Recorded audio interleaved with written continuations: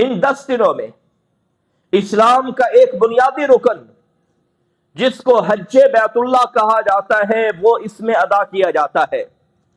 Number 2، ان 10 دنوں میں قربانی کی جاتی ہے، جس کا اللہ ذوالجلال والاکرام نے قرآن و مجید کی سب سے چھوٹی سورت کے اندر حکم دیا ہے۔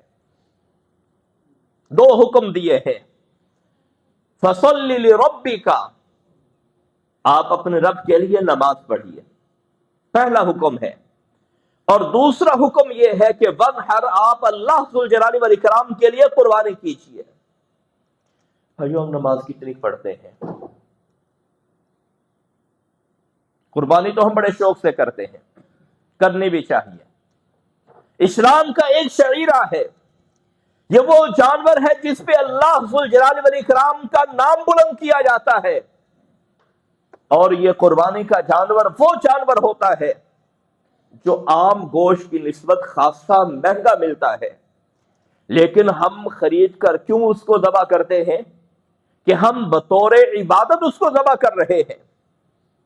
دوسری جگہ پہ اللہ ذوالجلال والاکرام نے ارشاد فرمایا، اے نبی صلی اللہ علیہ وسلم کہہ دیجئے، قل ان صلاتی و نسکی و محیای و مماتی للہ۔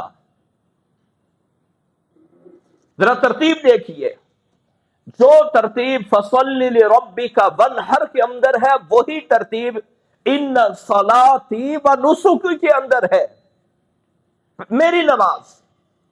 دوسرے نمبر پر کہا میری قربانی۔ تو اس لیے قربانی قبول کروانے کے لیے انسان کا نمازی ہونا ضروری ہے۔ اس کا یہ مطلب ہرگز نہیں کہ آپ اگر نماز نہیں پڑھتے قربانی ہی نہ کریں، نہیں، بلکہ اس کا مطلب یہ ہے آپ نمازی بھی بنیں اور قربانی بھی کریں، اور یہ قربانی بطور فیشن نہیں ہونا چاہیے۔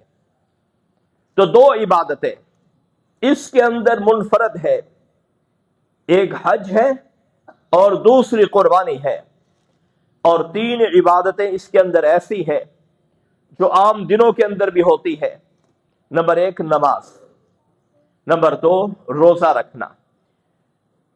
اگر بدھ کی عید بن رہی ہے تو منگل کو روزہ رکھنا، اپنے علاقے کے حساب سے 9 ذی الحجہ کو روزہ رکھنا، رسول اللہ صلی اللہ علیہ وسلم نے اس کی بڑی ترغیب دی ہے۔ آپ نے ارشاد فرمایا، احتسب علی اللہ ان یکفر السنۃ التي قبلہ والسنۃ التي بعدہ، کہ جو بندہ 9 ذی الحجہ کا روزہ رکھے گا، اللہ ذوالجلال والاکرام اس کے 2 سال کے گناہ معاف کر دیں گے، ایک گزشتہ سال اور دوسرا آئندہ سال۔ تو اس لیے اس کا بھی اہتمام کرنا چاہیے۔ 5ویں اور آخری عبادت، ان 10 دنوں کے اندر عام دنوں کی نسبت زیادہ صدقہ اور خیرات کرنا چاہیے۔ اگر اللہ ذوالجلال والاکرام نے توفیق بخشی ہے تو اس کا اہتمام کرنا چاہیے۔ گویا ان 10 دنوں میں 5 عبادات اکٹھی ہو چکی ہیں۔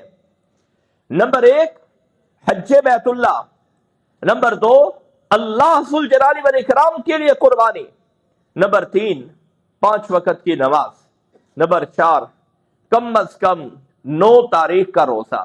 اگر آپ 9 دن کا ہی روزہ رکھ لیں یہ بھی بہترین چیز ہے۔ نمبر 5 اللہ ذوالجلال والاکرام کے راستے میں صدقہ اور خیرات کرنا۔